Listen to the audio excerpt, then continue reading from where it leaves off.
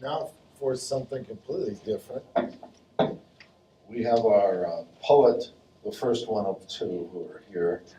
Kimmy Martinez and I've had the great good fortune of being her mentor and thesis director these last 3 years.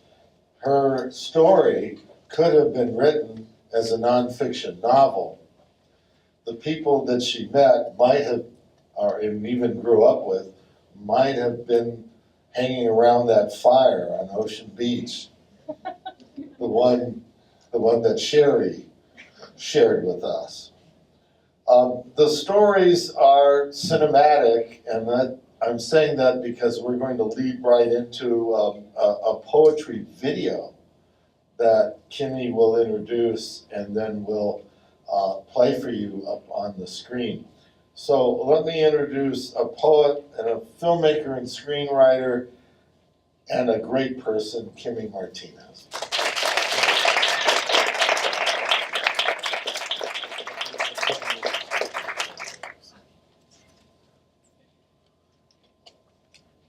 Okay, so I'm going to quickly introduce my project here and also say thank you to all the support I've gotten over these years from Alan Sadowski with poetry workshops, and also with Kathleen Miller, who I had several nonfiction workshops with, and Nick Taylor now is great working with him with fiction. This is and thank you, my loved one here, Chris, for it has been a great support and family and friends as well. My thesis, Soul in a Matchbox, is a nonfiction hybrid poetry book that chronicles the investigation of a teen's death, which was reported as a suicide but unfolds to be a possible unreported murder that occurred in 1986.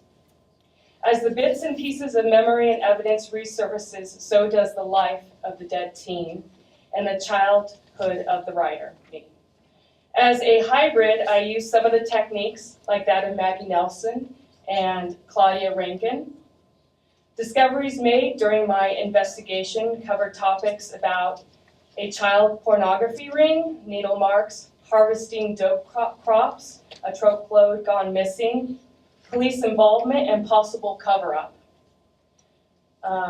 parental neglect and abuse, the gun culture, and a stolen grave marker.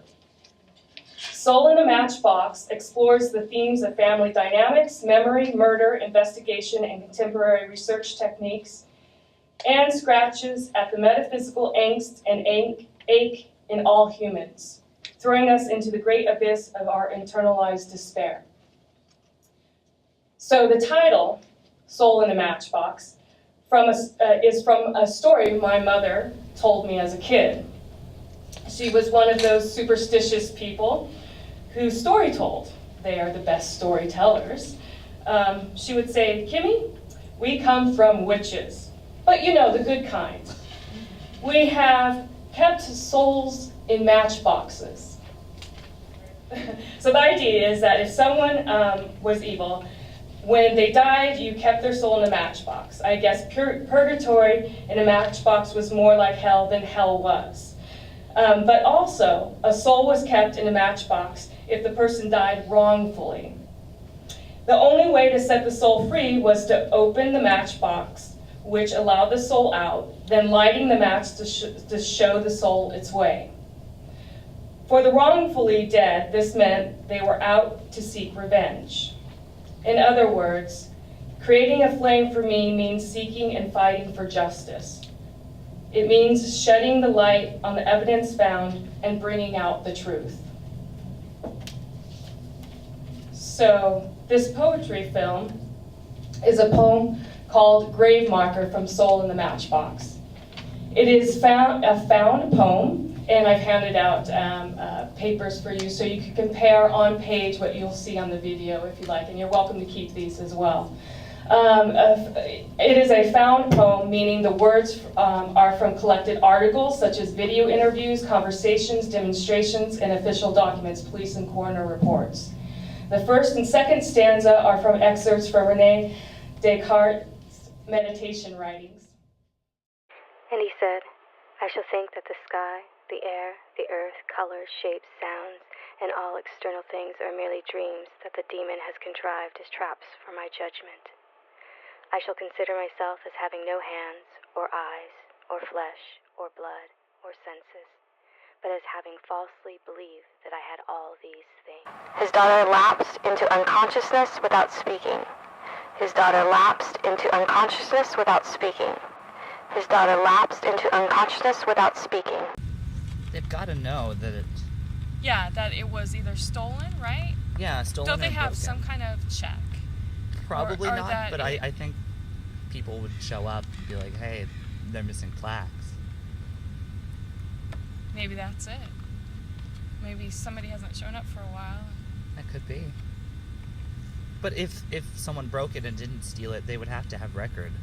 Because they'd have to they fix would have, it. and then they would have replaced Yeah. it. So maybe it was stolen. And she said, Mom, can you teach me how to laugh? I said, what? She said, can you teach me how to laugh? She said, yeah, I don't like the sounds of it.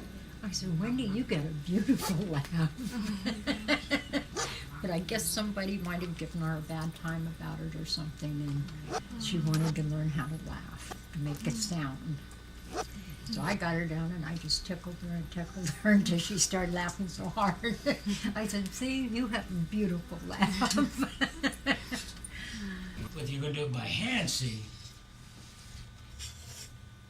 it would be like that. But by foot, if they did it that way, She did it see, back. I can't reach it in my Yeah. stomach, so she Right. couldn't use her fingers. Right. So if she was barefooted, maybe. Yeah. You'll have to find that out. Find out if she wasn't barefooted. She didn't shoot her. She just begged me to not leave her there. I told her how much I loved her. Report of a gunshot wound, 11:44, possible 10:56. Arrived on the scene and observed it to be a single wide mobile home. Inside, I observed victim lying on the floor, on her back with the head towards the kitchen, and her body parallel and approximately 2 feet from the couch. Victim was unconscious. I observed an obvious gunshot wound on the stomach of victim. A leather holster was lying on the floor on the left side of victim, and a Smith & Wesson .22 caliber revolver was lying on the floor on the right side of victim. Victim did not normally live with her father, but was currently staying at his residence due to personal problems she was having with her mother, whom she normally lived with. But a 14, 13-year-old girl Yeah, right. isn't going to even think that way. Well, if her dad had guns, Well, if her dad had guns, she'd well, use his then she pistol. would know. And I just couldn't believe it. And the story they told me, it didn't add up. It didn't make sense. Father had been asleep when he was awakened by his wife and the screaming of his daughter. I spoke with wife, who stayed basically the same as the father, except for the fact that she was lying in bed awake and heard the gunshot and the screaming of victim, at which she awakened the father. I got down there, her tongue was almost completely chewed off. No matter how long she had been screaming just to get their word. I couldn't believe anything they said. I mean, you had other friends growing up, obviously. I mean, what was it about Wendy? I can't put my finger on it. Yeah, why? It's just their personalities. You know how you meet somebody, you know, and you can instantly like you know them, like their voice and their who they are, you know. I mean, even though you're just still discovering them. I think this happens with you know, when people meet their love of their life or that kind of thing. It's that kind of feeling of like you've known them all along in a way. With spend the afternoon swimming and stuff, and we'd stop at the little store right there and get us a soda or something to take down there with us. And she loved that. It was just fun times when we were out with her. I mean, there's never a dull moment. I mean, she could make you laugh. We just had a ball. You know, and I just wish more people seen her in that light. The wife also advised me that the weapon used was normally kept in a holster on top of a counter separating the kitchen and the living room.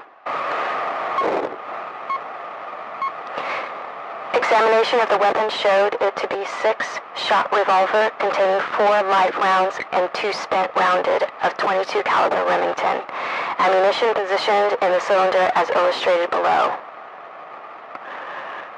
Spent, live, live, live, spent, live.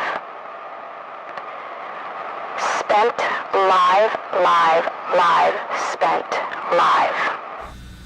And why would he have a bunch of loaded guns there at the door when you got kids in the house? She wasn't raised around guns like that. I didn't keep loaded guns anywhere. That was the last time I spoke to her. He said, like a prisoner who dreams that she is free, starts to suspect that it is merely a dream, and wants to go on dreaming rather than waking up. So I am content to slide back into my old opinion. I fear being shaken out of them, because I am afraid that my peaceful sleep may be followed by hard labor when I wake, and that I shall have to struggle, not in the light, but in the imprisoning darkness of the problems I have raised.